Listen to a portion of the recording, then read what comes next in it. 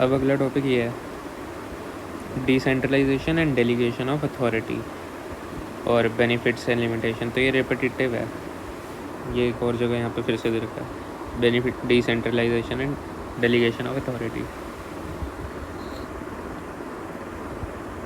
और ये authority versus power, ये एक चैप्टर बना रखा है त्रिपाठी में, उसी के अंदर है। तो अभी हम इसको बाद में देखेंगे, बस अभी हम ये देख रहे हैं। चलो फिर सबसे पहले है डेलीगेशन ऑफ अथॉरिटी। मीनिंग क्या है इसका? A manager in an enterprise can not himself do all the task necessary for the accomplishment of group goals. बिल्कुल सही बात है। Clearly his capacity to do work and take decision is limited. सही बात है। He therefore assigns some part of his work to his subordinate and also gives them necessary authority to make decisions within the area of their assigned duty. This downward pushing of authority to make decisions is known as delegation of authority. तो manager है वो सारा काम खुद थोड़ी करेगा, उसके नीचे सबॉर्डिनेट्स है, उनको अथॉरिटी पास कर देगा। डाउनवर्ड पुशिंग यही होती है delegation. If the manager requires his subordinate to perform the work, he must entrust him with a part of his rights and powers which he otherwise would have to exercise himself to get that work done. By delegating authority, the manager does not surrender his authority or give his authority away. तो ना तो वो surrender कर रहा है, ना वो give away कर रहा है। The delegating manager always retains the overall authority which was assigned to him to perform his functions. It is something like imparting knowledge. You share with others who then possess the knowledge, but you still retain the knowledge too. तो ऐसा कुछ नहीं है, कोई चीज़ नहीं है authority, बस उसको ऑथराइज़ कर दिया ताकि मैं कुछ और काम कर सकूँ, तू अभी ये काम कर दे, मिल बांट के काम कर लिया। According to Mary Parker Follett, the idea of delegating authority is a policy. मतलब है नहीं है, कुछ ऐसी है। Because many positions carry with them their own authority. Position पे डिपेंड करती है authority. The director of hospital does not give authority to a surgeon. The position of surgeon already contains authority. If the director gives more or less authority, he is expanding or contracting the position itself. तो this is an architectural change, not mere matter of delegating authority from above. Advantages of effective delegation. Advantages क्या हैं इसके? It relieves the manager of his heavy workload. Delegation is something to prevent a manager from being crushed under the weight of duties. तो relieve करता है manager को from heavy workload, concentrate on higher functions. Example, waste of company president time, क्योंकि वो it should be spend in dealing with overall goals to check personally the time card of lower level employ. इसको scut work भी कहते हैं, which can be best delegated to lower level supervisor hierarchy. It leads to better decisions since subordinate closest to the scenes of action usually have the best view of the facts. तो national sales manager है दिल्ली में, तो south zone का sales manager will be in the best position to allocate the sales territories among the salesmen in that zone. It speeds up decision making. Valuable time is lost when subordinate must check with their superiors, who may then have to check with their superiors before making a decision. This delay is eliminated when subordinates are authorized to make the necessary decisions on the spot. तो जैसे hierarchy है, ये इससे पूछेगा, फिर ये अपने superior से पूछेगा, चेक करवाना पड़ेगा जैसे। तो हम कह रहे हैं भाई तू अपने लेवल पे देख ले, तुझे जो करना है कर। डेलीगेशन, तो इससे स्पीड अप हो जाएगी decision. It helps train subordinates and build moral. Subordinates to accept responsibility and exercise judgment, not train। ये help करता है ट्रेन करने में subordinate को, improves their confidence। It serves as compensation to those employees who face the prospect of limited advancement। Create a formal organization structure। Key to formal organization, without delegation formal organization नहीं बन सकती, और superior subordinate relation बनता है जिससे formal organisation structure बनता है। अच्छा जी, चलो बैरियर्स टू इफेक्टिव डेलीगेशन। तो मैनेजर साइड से देखते हैं इसमें हम। मैनेजर के वजह से रिलक्टेंट टू डेलीगेट। मैनेजर क्यों नहीं करना चाहेगा delegation? Fear of loss of power. कुछ लिटिल नेपोलियंस होते हैं, keep all authority to make decision in their own hands, तो दे फील अनकम्फर्टेबल जब उनके सबॉर्डिनेट डिसीजन बनाते हैं। The I can do it better myself fallacy. Some managers have inflated sense of their own worth, perform themselves even low level jobs, lack of confidence in subordinate. For effective delegation, it is necessary that subordinate should only initially work under the guidance, then he should be freed. विश्वास ही नहीं होता managers को. They doubt their ability. Fear of being exposed. Inefficient managers always afraid of their subordinates outstanding them and proving more efficient. So therefore very cautious. Inefficiency उनकी कहीं expose ना हो जाए. When a manager is prepared to accept defeat from his subordinate. शिष्याद इच्छेद पराजम मतलब desire defeat from your disciple should be his motto. मतलब अपने students हारने के लिए तैयार रहो. One reason why our indigenous system of medicine failed to flourish is that Vaidya always kept some knowledge up his sleeve lest his disciples should excel him.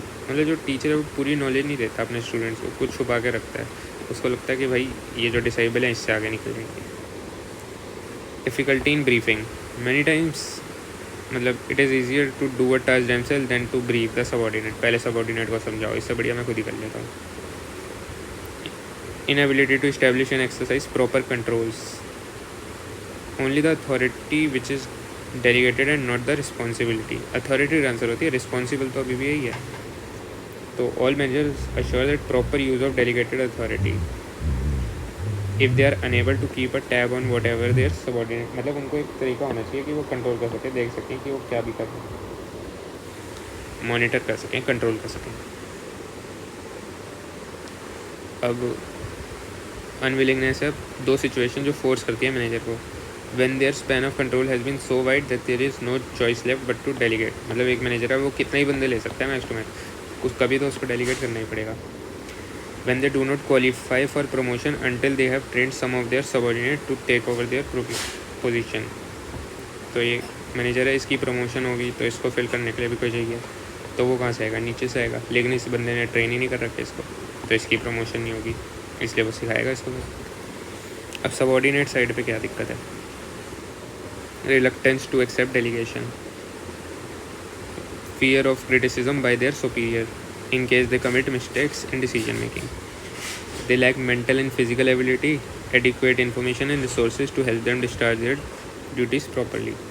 Authority is inconsistent with the purpose of organisation. No positive person gels them from assuming extra responsibility.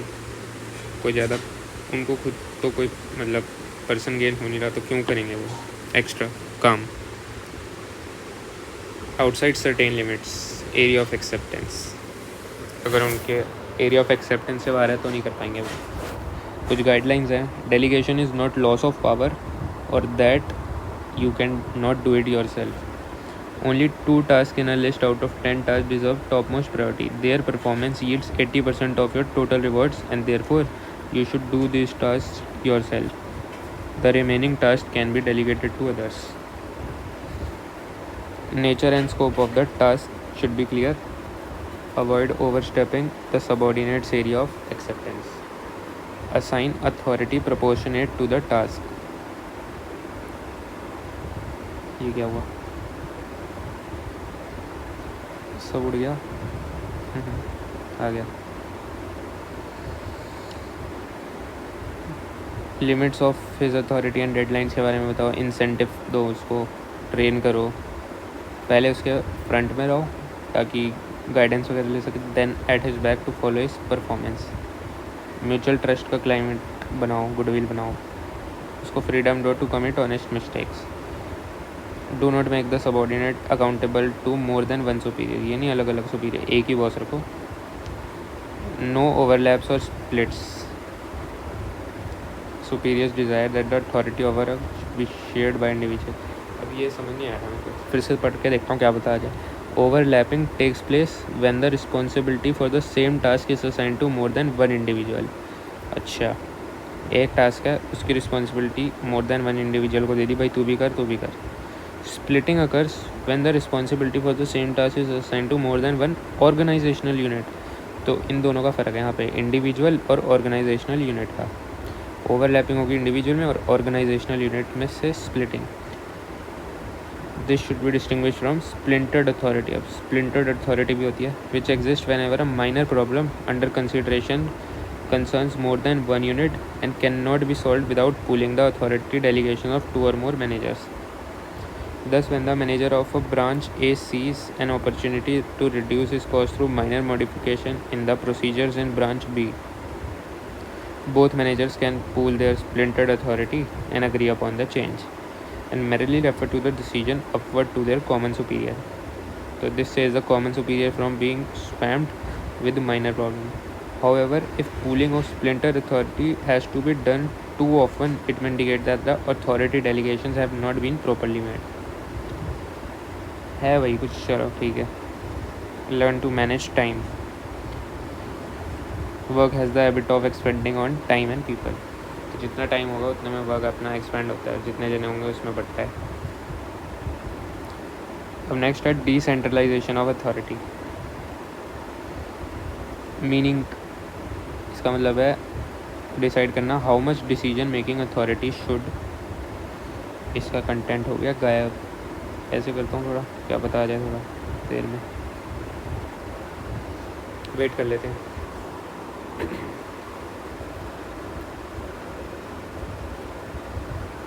Back करके फिर से खोलूँ इसको.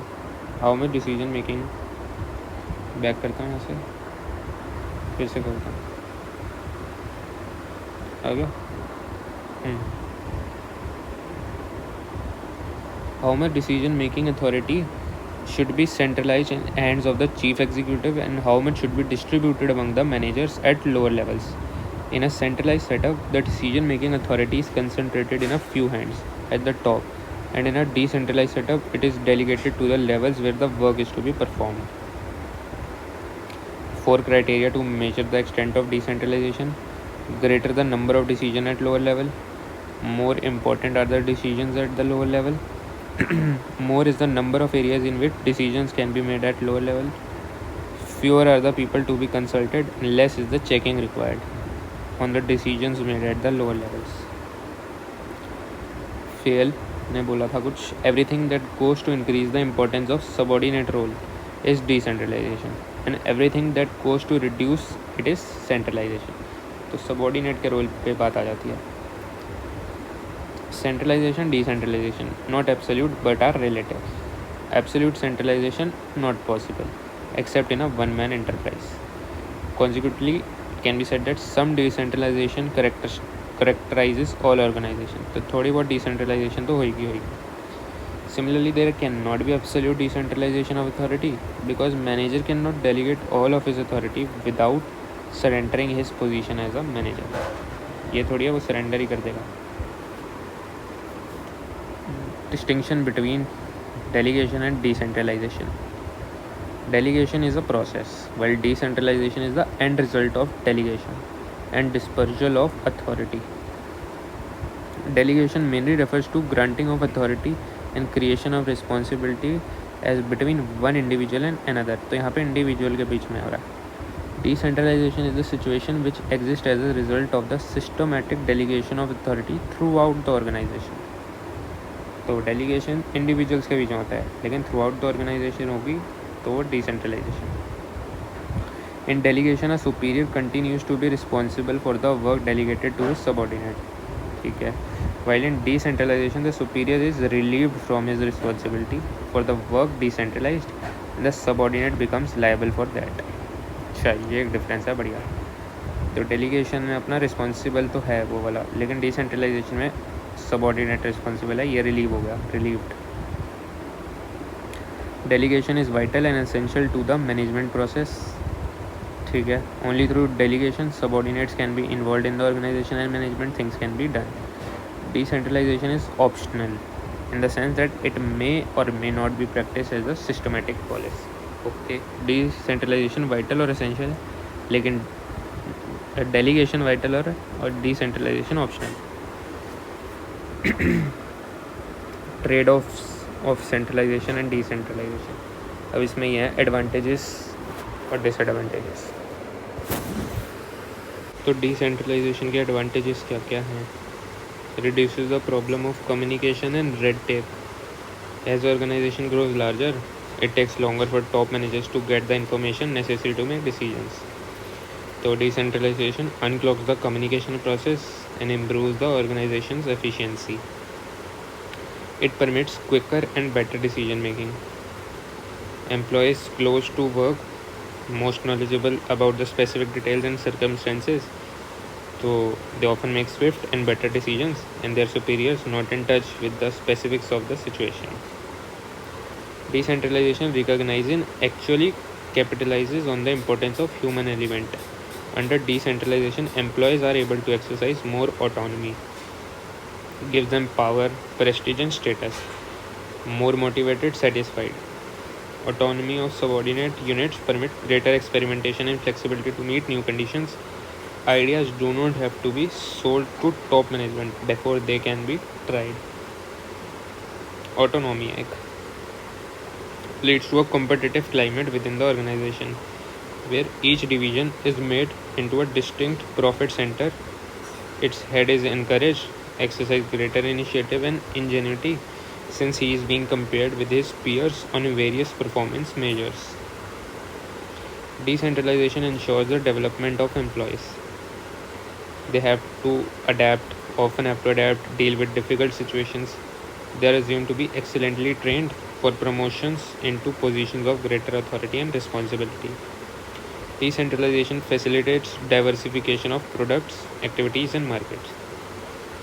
To expand their operations and diversified production, तो उसके लिए decentralization तो करना ही पड़ेगा. Advantages of centralization. Coordination of activities of subordinate is better achieved. No duplication of efforts or resources. Decision taken to entire organization. Strong central leadership develops which may be required in crisis. How much decentralization contingency view है इसका. Decentralization has become the golden calf of management philosophy. Is not an unmixed blessing. Under total decentralization with no coordination and leadership from top, every division or unit may try to optimize its performance at the cost of the units, and this may lead to disintegration of the enterprise into isolated subunits. तो ये question नहीं होना चाहिए if an organization should be decentralized, but how much should it be decentralized? In determining the amount of decentralization appropriate for an organization, ये situational factors हैं. Size of organization in terms of rupee volume of sales, number of plants, number of employees. तो अगर very large multi product diverse और complex organisation है तो decentralised बढ़िया है वहाँ पे. उड़ गया भाई ये. कितना रह गया? थोड़ा सा ही रह गया. नखरे कर रहा है. बंद करके खोलता हूँ.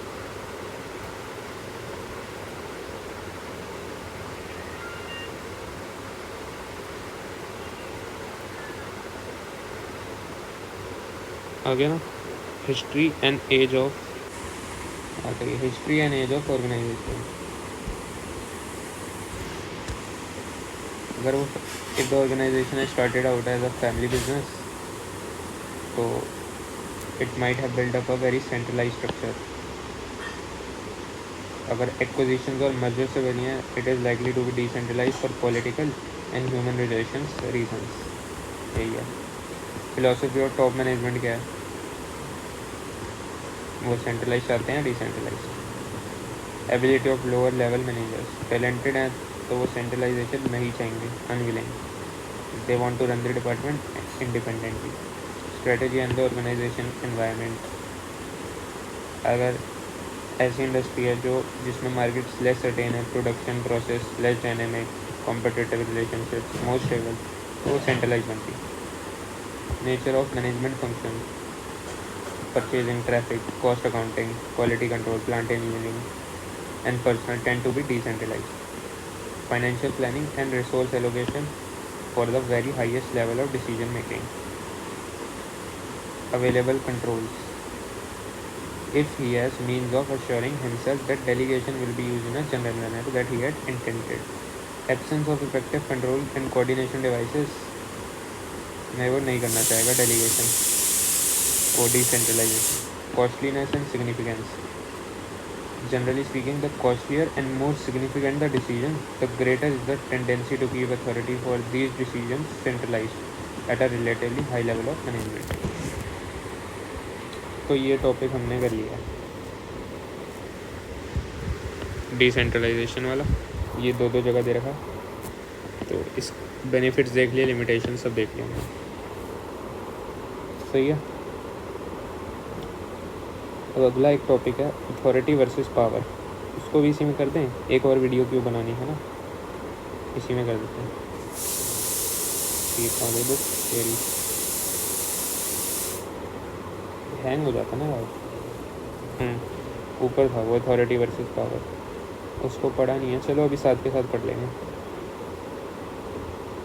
हाँ भाई गायब हो गए, हैंग कर रहा है। इस PDF में कुछ तो दिक्कत है, ऊपर तक आ गया इसमें तो।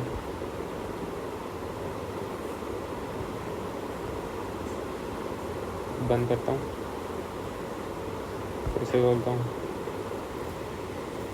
इसको भी बंद करता हूँ, इसको बंद कर देता हूँ, बंद।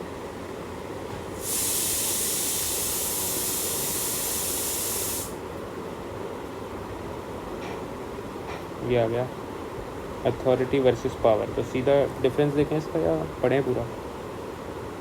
पावर के बारे में दे रखा है, फिर अथॉरिटी भी,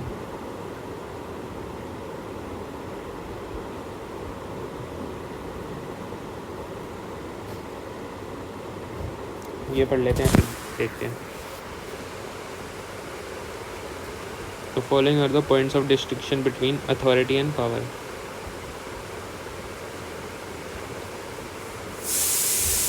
बाद में करते हैं।